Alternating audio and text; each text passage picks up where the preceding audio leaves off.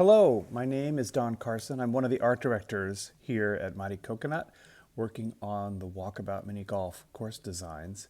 And I wanted to talk about our most recent course. We have released Alice's Adventures in Wonderland, and I wanted to talk about how we went about trying to bring the world of Wonderland to VR. And really, we were trying to see whether or not we could translate the classic into a virtual environment that our players could explore. Now, I have to admit that I am a real Alice geek. I've loved the story since I was a little kid, but what I loved most was actually the depiction of Wonderland from the original book by Lewis Carroll and the illustrations by John Tenniel. I'm not sure what it was about it. I think there's a kind of fever dream quality to the way in which Lewis Carroll describes Wonderland, and also this idea, this sort of plucky Veruca Salt-like 8-year-old girl who encounters these strange grown-ups who speak in riddles and rhymes. So I was really pushing for us to see whether or not we could try to recreate what Alice's adventure might have been like inside Wonderland. There's been lots of interpretations of Alice in Wonderland done by many people who've played kind of fast and loose with the progression of events, and also have brought in characters and moments from the other book, Through the Looking Glass. So what we wanted to do is to see whether or not we could create the Wonderland that Lewis Carroll described with the sort of strange characters that John Tenniel illustrated. One of the biggest challenges we had while we were working on it is that Lewis Carroll really never describes the landscape of Wonderland. It's really more vignettes and encounters. It's almost as if Lewis Carroll gave us a completely black stage, and then throughout the course of the story would put a spotlight on a moment, an encounter that Alice has, or an event as she works her way from one encounter to the next. So trying to recreate the landscape of Wonderland was a challenge because there really isn't a description, and in many ways that's why people have been able to interpret it in their own way over the years. And so our job was to see whether or not we could create the place that these vignettes lived within. So that was our task, and my goal was to be as true as possible, not only to how Wonderland was described by Lewis Carroll, how the encounters were encountered as Alice moves through the environment, and to see if I could connect them together in a place that you could visit. So I did it first pass, where I did sort of an open sandwich version of Wonderland, where everything was kind of visible and all the areas were linking the various vignettes together so that you could encounter them by walking through sort of doorways that would take you from one encounter to the next. Now, Lucas Martel, who's my boss and also the creator of Walkabout Mini Golf, was uncomfortable with this. This was a little bit too much like our Labyrinth course, where everything was sort of laid out for you. So during one of our design retreats, we decided to start to see whether or not we could make a more interesting place, a more explorable environment. So this is a video taken while we were working on the original really rough version of the Wonderland environment. We're at one of our design retreats, and that's Henning in the background, and I'm running the camera. And you can start to see just how rough our initial design was as we were trying to figure out how Wonderland would lay out.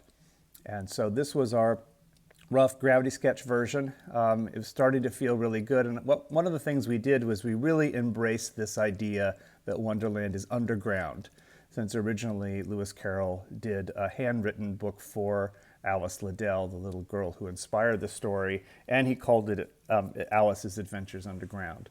So the path that you'll be exploring is along the routes in this underground realm as you're moving from vignette to vignette. And so this was the bird's eye concept sketch that kind of showed this figure 8 or Mobius strip way of exploring, from falling down the rabbit hole and making your way through each of the vignettes as you make your way finally to the 18th hole at the Palace of the Queen of Hearts. One of the things that we really liked was the idea that although in God mode you could see all the elements in it, while you were in it, you didn't know what your proximity was to other areas. So when you're in the White Rabbit's house, you're actually perched over the top of the Tulgey Wood, but you would never know it by wandering through the space yourself. And so then I began to do sketches of what those vignettes would be like. And since Lewis Carroll doesn't describe them, it was how can we create little sort of pockets, little spotlit areas that support the character interactions. And one of the things we also wanted to consider was whether or not you would meet Alice along the way. And so what we decided was, rather than having Alice be an animated character that's sort of standing at your height throughout the chorus, the only time you run into Alice is the scene where she's giant and she's in the upper window of the White Rabbit's house, and she's grown large from eating something. So each of these sketches is to see whether or not each little environment could communicate the scale that Alice changes, and also this is a big part of the mechanic of our Alice in Wonderland course, is that you can shrink and grow along with the players you're playing with as you move through the environments. So the environments also needed to look like they progressed in a way that it made sense that the things were getting bigger and smaller as you move through them. And so the way we did that was that, like the spotlit vignettes that you see in the stage example, each environment is like a little contained gem, little set piece that you can be inside and move your way through from one to the next. And also we're always sort of referencing those big roots that are part of our underground idea, that you're inside Wonderland and Wonderland's underground.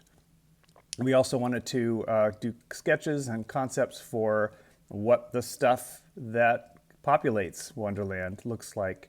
So rather than dragging furniture from Victorian London down into the ground, we wanted to stylize them a little bit to make them a little bit special, a little bit more mad. So the furniture and the food and even the way in which we designed the holes for the course. Also, Lewis Carroll doesn't go into great description as to the interiors of some of the places he just mentions in his story. So we wanted to see what would those elements look like inside places like the Duchess's house and the White Rabbit's house. And how can we fill those places full of Easter eggs that reference back to the original story, and not necessarily the later interpretations, but rooted in what Alice saw and when she saw it. So this was our final SketchUp, probably not gravity sketch model, and you can start to see how each of the elements have their little contained area. And also you might see that we've brought in Tenniel's drawings as placeholders to just make sure that we're staying true to the original vision of those characters and also their scale relative to the player or to Alice. And so these little early versions help you see how these vignettes might work and how self-contained they are, despite the fact that they all live together in the same space.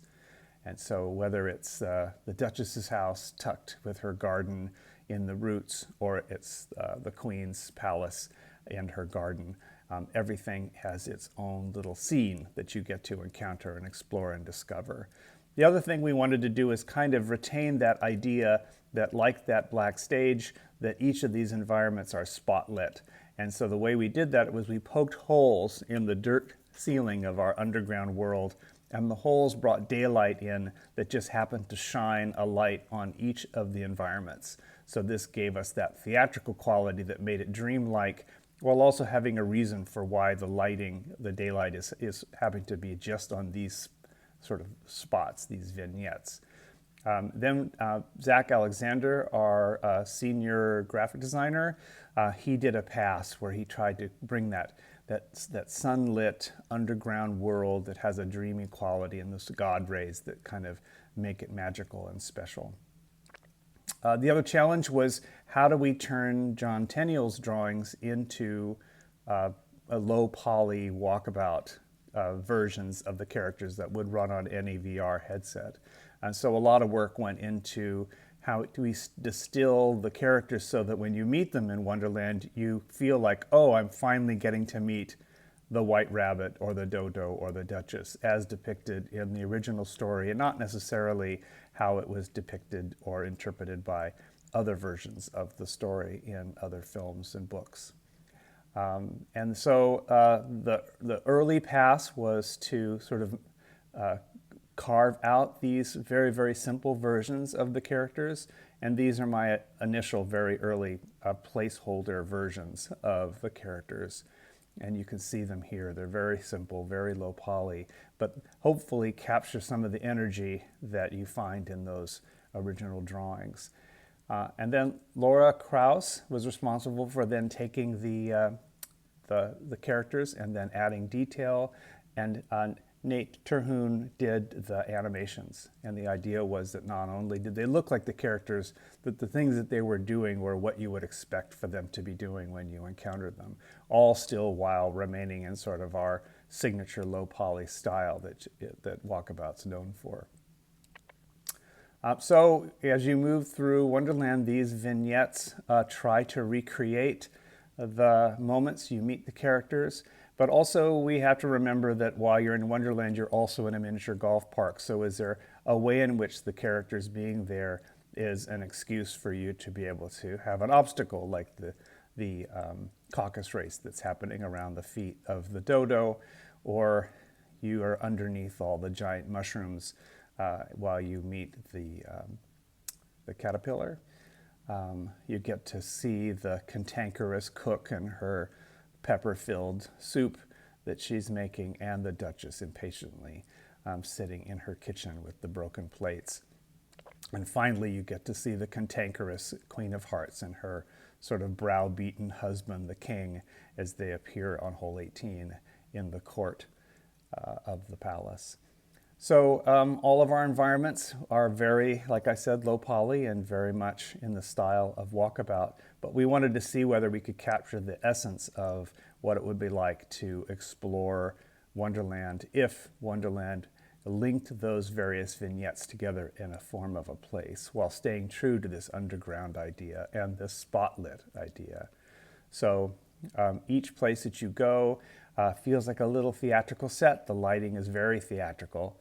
And we also wanted you to feel like the scale was changing as you were moving through the environment, just exactly as it was experienced by Alice when she was visiting Wonderland. Each environment should feel like it represents how the character was interacted with in the story, while it was a bit of our interpretation so that we could make it work within VR.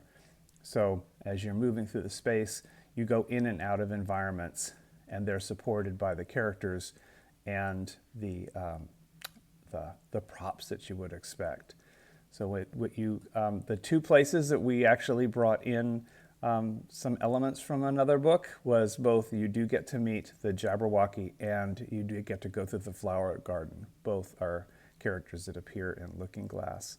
And of course you get to go not only to the tea party with the Mad Hatter, but because you're changing your size a lot, you can play this table at about the size of a tea cake along the surface of the table. You get to meet the griffin and the mock turtle, with the obstacles being the lobster quadrille that's spinning around the base. And you finally get to go to the Queen's Palace, which isn't described as a castle, more like a large queenly estate. And so you get to not only visit the exterior and gardens of the castle and play croquet, but you finally make your way into the courtroom where you get to meet the Queen of Hearts and the King of Hearts in that final scene.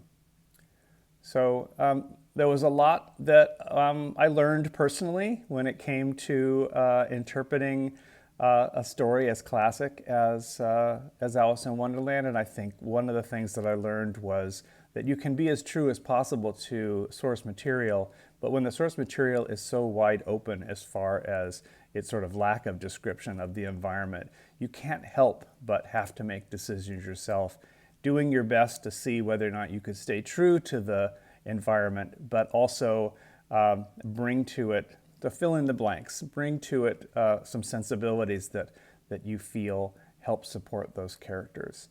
So thanks for following along. I hope you get a chance to play our new course, Alice's Adventures in Wonderland, and know that we recreated as best we could, lovingly, the work of Lewis Carroll and the much-loved story of Alice's Adventures in Wonderland.